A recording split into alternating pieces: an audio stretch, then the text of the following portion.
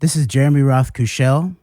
I'm joined today by Seth Abramson, an American professor, attorney, author, and political columnist, and the author of the crucial Proof of trilogy. First, Proof of Collusion, then Proof of Conspiracy, and now soon to be released on September 8th, Proof of Corruption, Bribery, Impeachment, and Pandemic in the Age of Trump. Thank you so much for joining us today, Seth Abramson. Thank you for having me, Jeremy. The subtitle of our show is Understanding Israel-Palestine. And so, though your topics of analysis are much more wide-ranging than that, I think that the word understanding is really where you can help us in terms of how your writing fits into understanding the geopolitics of our moment, this recent announcement between the Israelis and the Emiratis, and then more generally, this shift in the Trump policy in the Middle East. And one thing that you do really well is you are not only a curatorial journalist, and that you draw together thousands of sources from around the world, but I would also say that you are a synergistic journalist and that you work to draw these disparate threads into meaning and narrative that people can understand. So would you first start out and help us understand why this recent release of the Senate Intelligence Committee's fifth and final volume on the Trump-Russia counterintelligence inquiry is so tied into the relationship between and amongst the U.S., Russia, Israel, and the UAE? Well, what we had, Jeremy, in 2019 was the release of the Mueller report, which of course focused on criminal issues associated with alleged Trump-Russia collusion. But on page 10 of volume 1 of that report, Robert Mueller indicated that all counterintelligence information related to the Trump-Russia question was being held back from the report, was being forwarded on by Mueller's office, his agents and investigators, to the FBI counterintelligence division. And so we knew that at some point there would have to be something coming out of the counterintelligence community, either directly from the CIA or the FBI, or more likely from Congress in its oversight capacity, telling us what all that evidence was that was not necessarily looked at from a criminal prosecution standpoint, but a national security standpoint. So the 1,000-page Senate Select Committee on Intelligence report that was just released within the last couple weeks is the counterintelligence report that we're going to get about the Trump-Russia question. But what we found is that it really covers so much more. It raises all counterintelligence threats related to collusion. And that's where some other countries that I've written about, including Saudi Arabia and the United Arab Emirates and Israel, starting to come tangentially into what Congress is telling us about what happened in 2016. And you point out in a tweet of yours after the release of the Senate Intelligence Committee's report on August 20th, you say, breaking, the Senate Intelligence Committee report solved the Trump-Russia and Trump-UAE collusion mysteries simultaneously. Using the report, this thread explains that collusion wasn't what or where many thought. Will you draw out what you realized in relationship to the new details that were brought out in this report, specifically about how to understand properly the 2016 collusion operation? It has to be understood beyond the bilateral question of Trump-Russia or the U.S. and Russia and into what you call a quadrangle that then includes primarily the UAE and Israel.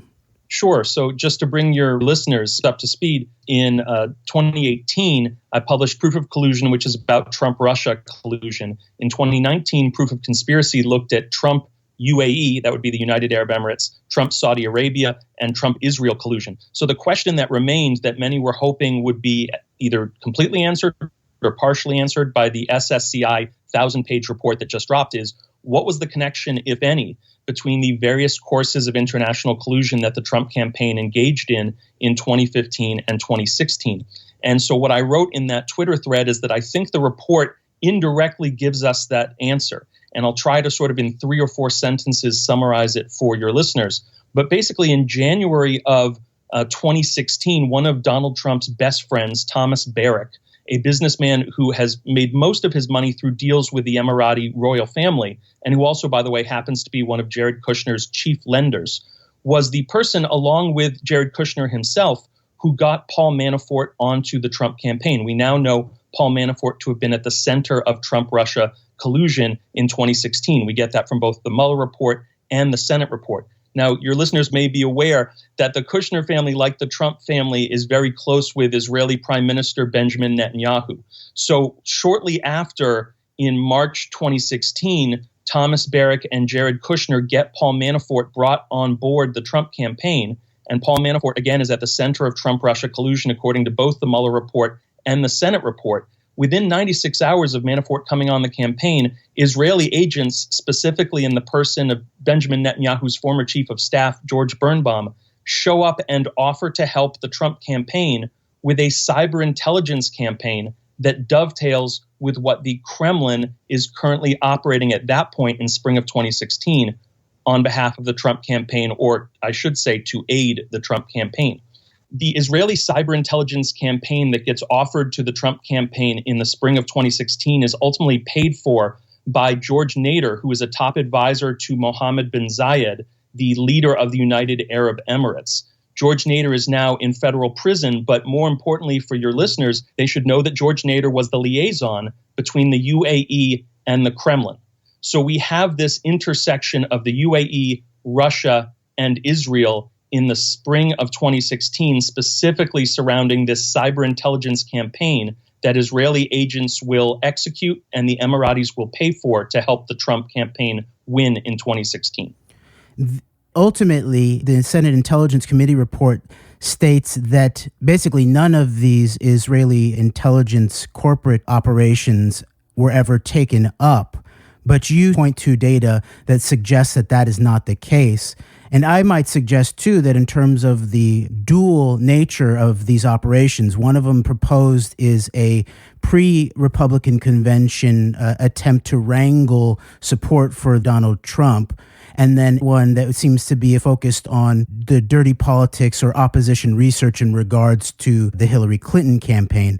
And the involvement of George Birnbaum, so close to Netanyahu, seems to suggest Arthur Finkelstein, the guru of Republican dirty politics, who saved Netanyahu and brought him into power over Perez in 1996, and also the direct teacher of people like Roger Stone, Paul Manafort, pollsters for the Trump campaign like John McLaughlin and Tony Fabrizio. McLaughlin, by the way, coming directly out of a working relationship with Netanyahu into the Trump campaign, might suggest that they decided to go another route. And we do know that Arthur Finkelstein did play a crucial role in what you might call mainstreaming Trump into the RNC. But will you help us understand how the operation actually resolved? So, as you mentioned, there were two cyber intelligence campaigns offered by the Israelis in spring 2016 to the Trump campaign. One of them had to do with the Republican National Convention, and that was unnecessary once the convention had already happened, of course.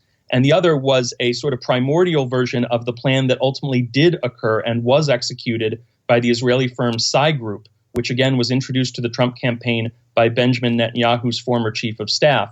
And that campaign, which dovetailed with the Kremlin cyber intelligence propaganda campaign that was running at the same time, that campaign focused on three groups. That would be black voters, suburban women, and disaffected Sanders voters. And so Joel Zamel, the head of Psy Group, the Israeli firm that executed this latter campaign in the summer of 2016 to aid the Trump presidential campaign, confessed directly to George Nader, a Trump advisor who is now in federal custody and in fact has been convicted of charges related to child pornography. He confessed that he did execute a campaign to aid the Trump campaign during the election.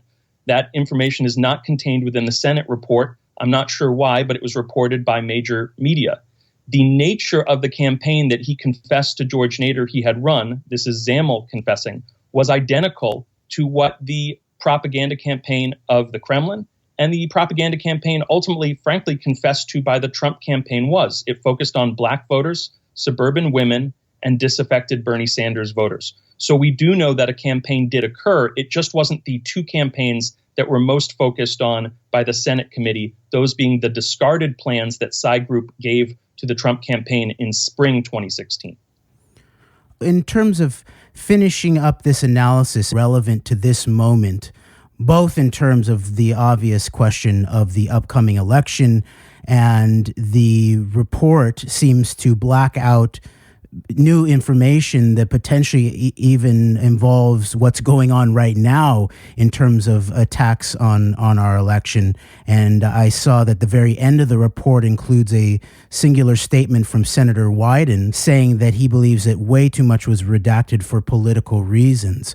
But putting that aside, will you help us understand, I believe you call it the grand bargain, which represents the geopolitics of what made this election attack work amongst these different political entities around the world. Will you explain to us how the attack on the election is related to the geopolitical interests that are coming into fruition right now with the announcement of the Israeli United Arab Emirates so-called peace deal or diplomatic overt relationship, how that might relate to the Palestinian people, and more generally what it means about American foreign policy? Well, I would put it this way. The Trump campaign and the Trump administration have considered it beneficial to them to pretend that this détente between Israel and the UAE just happened and that Donald Trump made it happen while he was president, and that the Trump administration should get credit for it and win a Nobel Peace Prize for orchestrating it. But in fact, all the evidence we have suggests that the détente began many years ago. On the Emirati side, it was focused on gaining access to Israeli cyber intelligence innovations. For the Israelis, building a coalition to counter Iran. The cost for the Emiratis was having to put aside the Palestinian question entirely. And the cost for the Israelis, of course, was sharing certain of its national security assets with a country that had formerly been an adversary. So the grand bargain was struck in fall of 2015. And this comes from reporting indicating that a series of nations, Egypt is in that group, Israel, Saudi Arabia, and the UAE, to assist a chosen politician that those countries believed would be able to counter the influence of Iran in the region. And the idea was that if they gave up the Palestinian question, the Muslim side, those countries in the region, they would be able to cut a deal with Israel to create a new coalition to counter Iran. But this deal was struck, and Netanyahu was aware of it and was involved in it in 2015 and 2016, years ago. It is not something that just happened in 2020.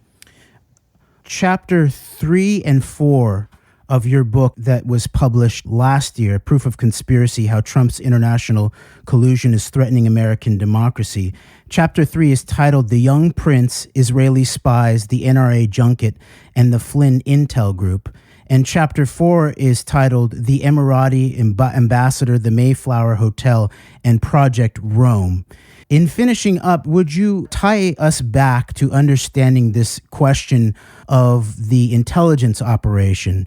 You started out by talking about how the Mueller investigation was a criminal investigation and very overtly passed off counterintelligence material to others, including the FBI Counterintelligence Division.